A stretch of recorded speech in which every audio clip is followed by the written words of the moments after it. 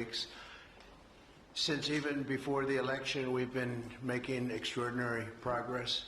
The American people gave us a clear mandate to save our country, and we won all 7 swing states by large margins, historic. Very importantly, we won the popular vote by millions and millions of votes. Also, all 50 states, as you know, shifted toward the Republican Party, and that's never happened before. All 50, every single one of them. In our first week in office, we set records, taking over 350 executive actions. That's not been done before. And it has reportedly been the single most effective opening week of any presidency in history. And we want to keep it that way. We want to keep it going.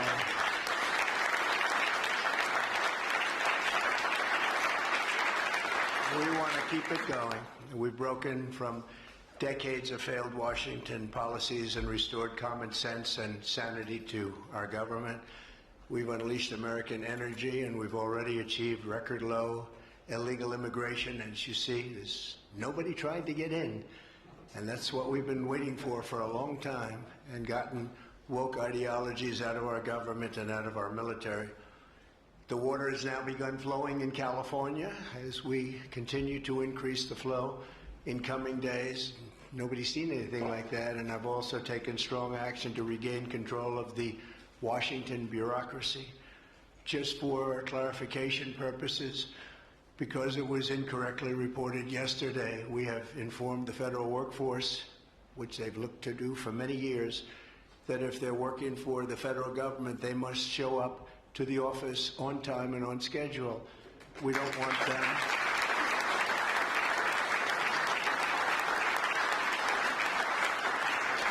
We don't want them to work from home because, as everyone knows, most of the time they're not working, they're not very productive, and it's unfair to the millions of people in the United States who are in fact working hard from job sites and not from their home. As federal employees, they must meet a high standard. They're representing our government, they're representing our country. If they don't agree by February 6th to show up back to work in their office, they will be terminated, and we will therefore be downscaling our government, which is something that the last 10 presidents have tried very hard to do but failed.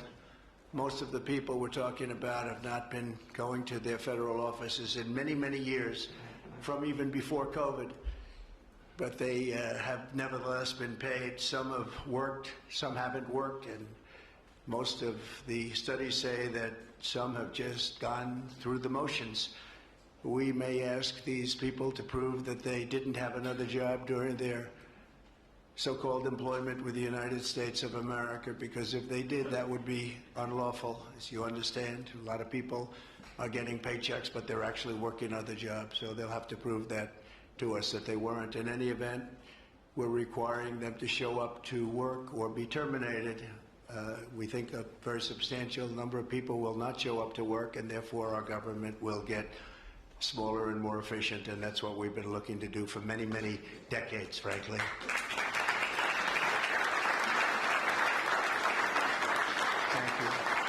In addition, there was a short-term pause or funding freeze on certain discretionary spending payments, such as government grants, only for us to quickly look at the scams, dishonesty, waste, and abuse that's taken place in our government for too long.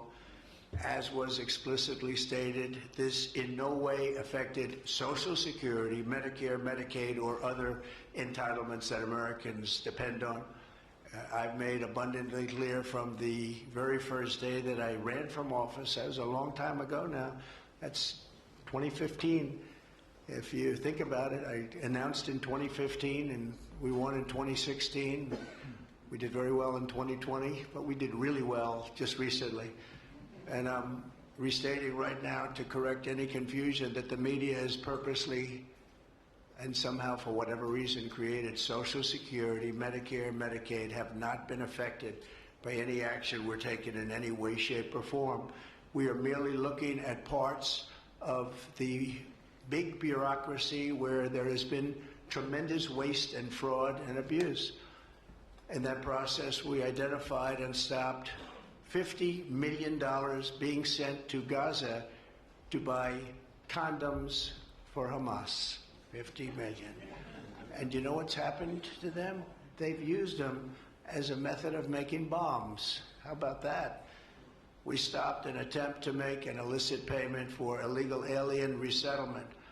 We canceled $181 million in DEI training contracts. This is just for the training of people in DEI, which has been terminated and completely terminated. And we paused $1.7 billion in unauthorized payments to foreign organizations, including stopping more than $40 million that was on its way out the door to the very corrupt World Health Organization, which has not done its job and not done it properly. We also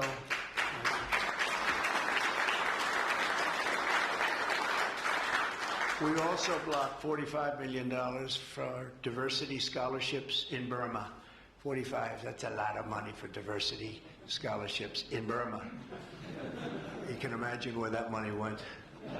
These were the types of payments, and many others. I could stand here all day and tell you things that we found, and we have to find them quickly because we want the money to flow to proper places. But these were the payments and types of payments affected by the temporary freeze, and the American people strongly support these efforts. I talked about it during the campaign, and they voted for us in record numbers. Every single day we're now putting America first and fighting to get the most out of every single tax dollar for our great citizens. We've gathered this afternoon to take another historic action. However, in a few moments, the Laken Riley Act will become the very first bill that I proudly sign into law as the 47th President of the United States.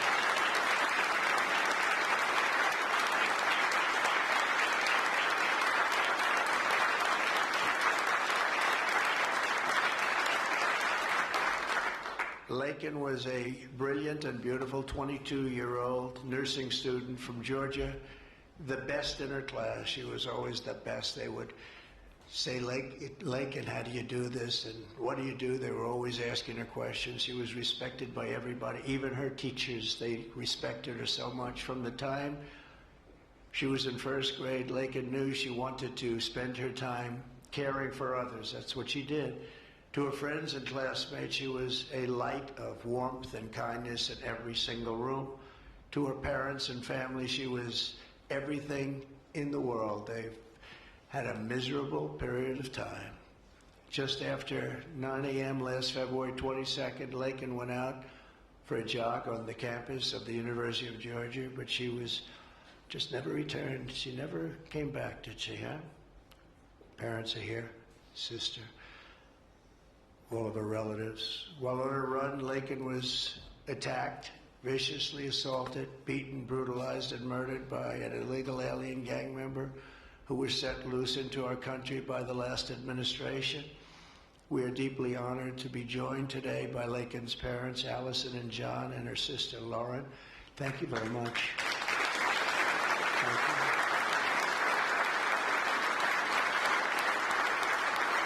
So sad. We were together right after that happened, and it's a tremendous tribute to your daughter, what's taking place today. That's all I can say, but it's so sad we have to be doing it at all.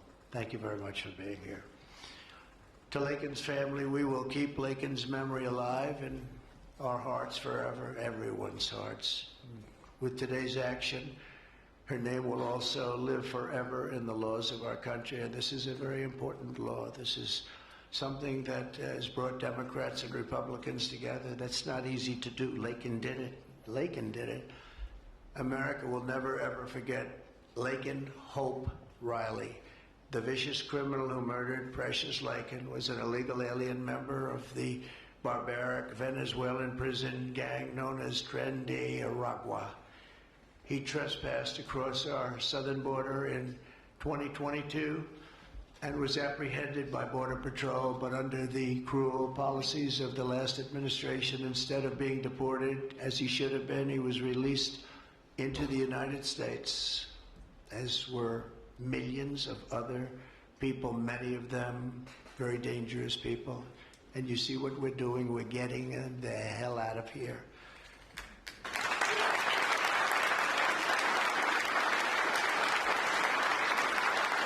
He was soon arrested again in New York City on charges of endangering a child, but because of New York City's deadly sanctuary policies, as we have in California and many other places, which we're ending, we're going to end them, he was released again to reoffend. The Biden administration then provided this illegal alien criminal with a free, taxpayer-funded flight from New York to Georgia, where he was arrested yet again, constantly, this time for stealing from a Walmart along with his gang member brother, who was a bad one. Only after being released a third time by the U.S. law enforcement did this cold-blooded criminal go out in that fateful morning hunting for women on whom to prey. That's what he did. He hunted. It was like a hunter. We're going to show him who the hunter is. This horrific atrocity should never have been allowed to happen. And as president, I'm fighting every single day to ensure that such a tragedy never happens again. We don't want this to happen.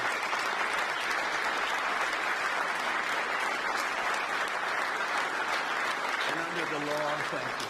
Under the law I'm signing today, the Department of Homeland Security will be required to detain all illegal aliens who have been arrested for theft, burglary, larceny, shoplifting, assaulting a police officer, murder, or any crime that results in death or serious injury. In addition, for the first time ever, this act gives state governments the ability to sue the federal government for immediate injunctive relief if any future administration ever again refuses to enforce the immigration laws of the United States, like happened for 4 long years.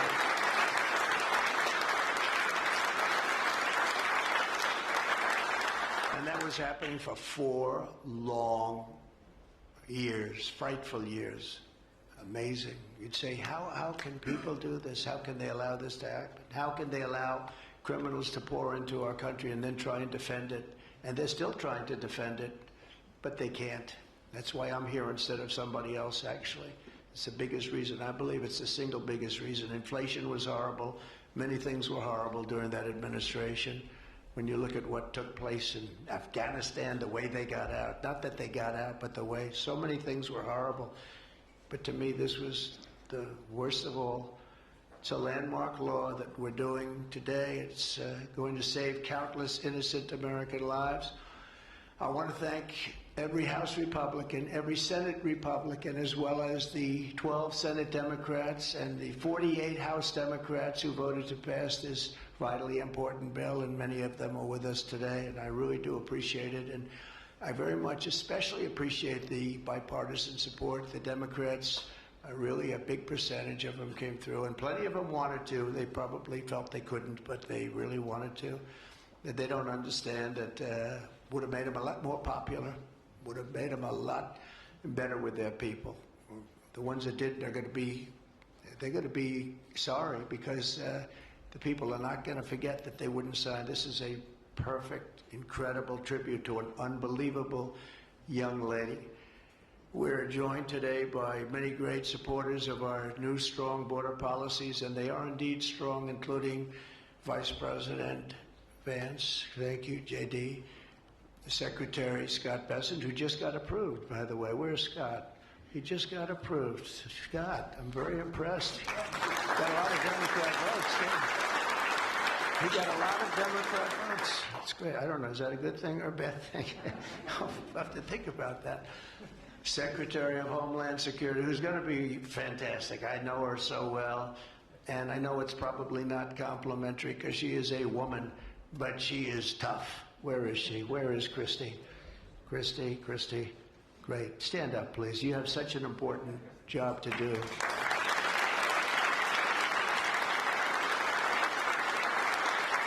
Really great. Thank you very much. And don't let that look fool you. That look is, she's tough, and she cannot stand that she's having to sit here and even listen to this today. Another one who's done a job like nobody that I've seen in a long time. Tom Homan, he's my friend, but he is something special. He is something special. Yeah. And Tom and Christy, the numbers are unbelievable. What's happened? It's like just shut down. Nobody thought that was even possible. It's just shut down. They showed an area that a year ago had thousands and thousands of people rushing into our country. And today there was nobody there. It was like a beautiful sight. And also Senate Majority Whip John Barrasso. Great guy. Great guy. Thank you, John. And I also want to thank the bill sponsors, Senator Katie Britt. Katie, thank you, Katie. And Congressman Mike Collins. And Mike, you were fantastic from Georgia. He took this, he loves this state, and he took this very personally. So it's, thank you very much, Mike. As well as Senate Judiciary Committee Chairman Chuck Grassley. Chuck is here someplace. Chuck, thank you very much. You look great. And House Judiciary Committee Chairman Jim Jordan, who's a special guy, special man. And House Homeland Security Committee Chairman Mark Green. Thank you very much. Thank you, Mark. And we have many other congressmen and senators, but I'm not going to introduce because this is about your daughter. This is about something that's so important, and we're going to just go along. Thank you also. We have to say Burt Jones is in the room, and Burt is your lieutenant governor, and he was on this like you wouldn't believe. Thank you very much. I see you sitting there. Thank you very much. So we have state, local officials, we have law enforcement organizations, we have everybody. Most of them are in the room or represented in the room, and they're incredible people, and I've never seen them come together like they have for this. I've done many of these, not of this kind, but different bills, different passages having to do with many different things, from homeland security to inner security to taxes to 50 different items. I've never seen such support as you have today and as your great daughter has today. So I've never seen anything like it. And we have to thank your daughter for that, because she's going to save a lot of lives. She's going to be responsible for saving a lot of lives. So I'd like to just say to the Angel families, I've been with them and they've been with me from 2015 when I first got this crazy idea in my head to run for president because we could do better as a country. I want to thank so many of the people that are here that have been the angel moms, and we call them angel moms, but they're angel families, fathers and sons and daughters, but they've suffered tremendously like you have for no reason whatsoever. I want to thank Alexis Nungari, the mother of 12-year-old Jocelyn Nungari, murdered last summer by 2 illegal alien gang members released into the United States by Joe Biden's open border stupid policies.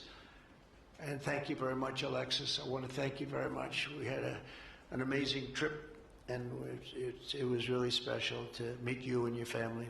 Appreciate it very much. So sad we have to be here, frankly. And Jocelyn, as you know, is in our hearts, as she was then. It was an amazing day we had, a great day. But it was a day of celebration of somebody that unfortunately won't be with us. But she is with us now, you know that. Here also is Patty Morin, the mother of Rachel Morin, killed 2 years ago by an illegal alien who was let into our country by the last administration's ridiculous, weak policies. Open border, can you imagine? When I heard open border, I said, oh, that's terrible. They're going to release their prisons all over the world. They're going to release their prisons into our country. That's exactly what happened. Patty is joined by Rachel's brother, Michael, Rachel's daughter, Clementine, and sister-in-law, Shannon. Thank you all for being here. We appreciate it very much. Thank you very much. Thank you. With us as well is the loving family of Kayla Hamilton, a 20-year-old girl murdered in July 2022 by the MS-13 illegal alien gang member who is violent, vicious, and they knew it, and they didn't do anything about it. And I want to thank you to Kayla's mother, Tammy, and her grandmother, Kathy, and her stepfather, Jeremiah, very much. And finally, I want to thank others who have also suffered this horrible scourge that goes on with young people being killed, and other people too, but young people, largely young people being killed. Thank you to Scott Root, the father of Sarah Root, killed at 21 years of age. Think of that, 21, by an illegal alien. Shouldn't have been in our country, would have never been in our country if we were here. What a sad thing. To each of these angel families, we love you and we stand in awe of your courage and your strength. It's the toughest thing anybody has to go through. Many of the angel families here today were betrayed by the last administration, and with its heartless and foolish and really very, very arrogant and very, very dumb policies. Policies that aren't even believable when you talk about common sense. I say we're the party of common sense, but the Democrats also, they have plenty of common sense, and that's why so many are here today and so many supported what we're doing. The very government that was supposed to protect their daughters instead opened our borders and transported the world's most dangerous criminals straight into their communities. They came from prisons and jails and insane asylums and mental institutions from all over the world, not just South America. People think South America. They come from all over the world. They come from every continent. And they came here by plane, and they were loaded onto buses, and they were driven right up to our border, and they drove right through the border, and nobody even said a word to them. And in those buses and those cars and those trucks were some of the meanest criminals anywhere in the world. As of last September, 425,000 illegal alien criminals were roaming free, including 13,099 convicted illegal alien murderers, of which about almost 50% killed more than one person, and they were roaming all over the country in our farms, in our cities. Under the Trump administration, we're moving with urgency and speed to get these vicious and violent criminals the hell out of our country and to restore law and order to our suburbs, our cities, and our towns. And we're going to do it with Tom and with Christy and with all of the people that are working so hard on this. This week, compared to a comparable time a year ago, think of this, the number of illegal border crossers has already fallen by more than 100%.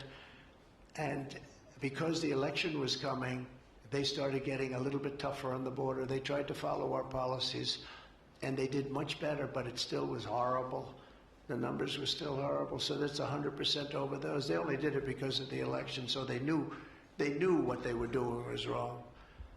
And those who do cross the border, and you're seeing that every time, all you have to do is turn on your television set or pick up a newspaper, or read any form of new media, because we have a lot of new media today, fortunately, that's letting the word get out. But they're watching these people be captured and removed from our country. ICE arrests have risen by 15 times in just a short period. And over the past 8 days, the heroes of ICE and Border Patrol, we can never forget Border Patrol. Those people, I've gotten to know so many of them. Our border czar, as you remember, never went to the border and never made a phone call. She was the border czar. She never made one phone call. They went to the heads of border. They went to the heads of ICE. Did you ever get a call? No. And she admitted she never made one call, but she was the border czar. And that's exactly what our border was all about. The heroes of ICE have arrested thousands and thousands of illegal alien criminals, including hundreds of gang members, traffickers, child predators, terrorists, and murderers. For the first time in history, we're loading dangerous and illegal aliens into military aircraft and flying them back to the places from which they came. You probably read about Colombia 2 days ago. They said, no, we're not taking them. I said, we're going to take them. You're going to take them. You're going to like it, too. You're going to take them.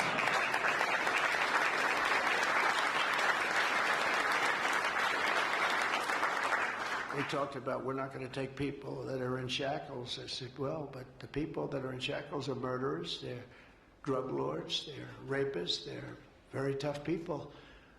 They make our criminals look like very nice people. That's about the only thing that comes out of this. And I say, could you imagine you're a pilot on the plane and you have your co-pilot and you're sitting there and you have 150 people, no shackles, and they like to murder people? This would not be a good flight. So Colombia apologized to us profusely within an hour based on something I said, meaning you're going to pay tariffs like nobody's ever paid tariffs before. But they actually wanted to terminate his his position. They're essentially Congress met and they were very angry with them, but they actually said they were going to send the presidential plane to pick up these criminals and to bring them because they didn't want to inconvenience us or have us do a second flight, and that's what they did. And I appreciate it, and I do appreciate the people of Colombia are wonderful people, and the representatives really acted well, and I appreciated they took back that tough talk. But, you know, we may have tough talk from others, but it's not going to mean anything. They're going to all take them back, and they're going to like it, too. They're going to like it. They're going to take it back, and they're going to like it. Today, I'm also signing an executive order to instruct the Departments of Defense and Homeland Security to begin preparing the 30,000-person migrant facility at Guantanamo Bay. Most people don't even know about it. We have 30,000 beds in Guantanamo to detain the worst criminal illegal aliens threatening the American people. Some of them are so bad we don't even trust the countries to hold them because we don't want them coming back, so we're going to send them out to Guantanamo. This will double our capacity immediately, right? And that's a tough place to get out of. Today's signings bring us one step closer to eradicating the scourge of migrant crime in our communities once and for all. And it was just it's just an unforced error that we even have to be doing this. Now we need Congress to provide full funding for the complete and total restoration of our sovereign borders, as well as financial support to remove record numbers of illegal aliens. And these are illegal alien killers, criminals at levels that nobody's ever seen before. And you would have known that, and you were there when I said it. I said everybody that's bad is going to be thrown. If you look at Venezuela, Venezuela's crime is down 77% because they've taken their gang members, their prisoners, their drug dealers, their drug lords. They've shipped them all into the United States. Many other countries, their crime is way down, and our crime is not doing well. But we're going to have it do really well very soon, and we're shipping all these people back where they came from. And now, before I sign the Laken Riley Act into law, I would like to ask Laken's really incredible mother, I've gotten to know. A very sad day I got to know her. But this is an amazing tribute to an amazing young person. And if you could come up, Allison, and say a few words, that would be great. Thank you very much.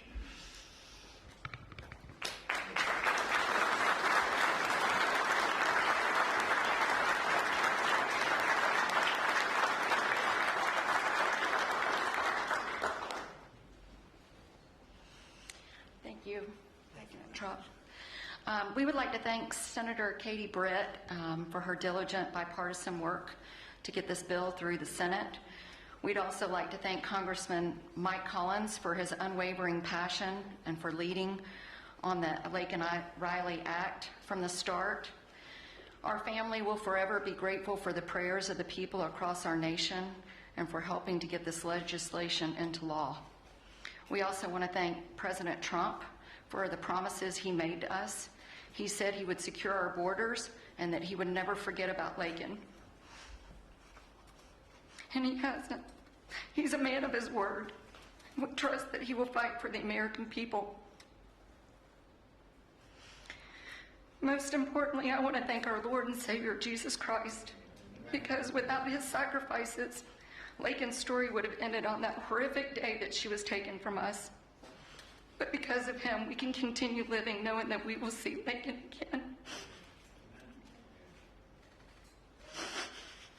There's no amount of change that will ever bring back our precious Laken.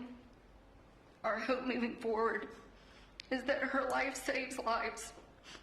We're so thankful that her passion for helping others and her legacy for doing good in the name of Jesus Christ will carry on. Thank you.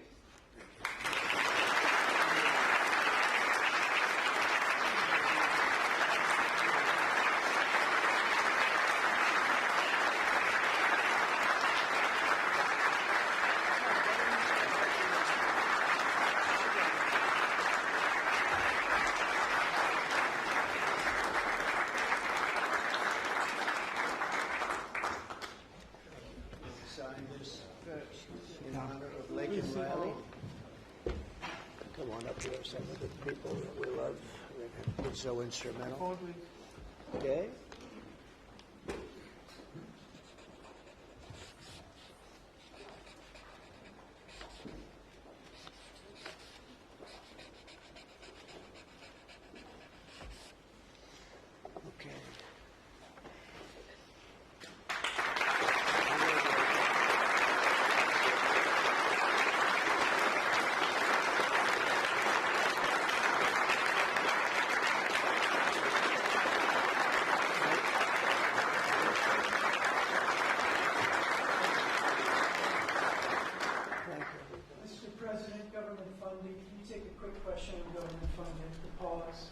think this is appropriate time, really.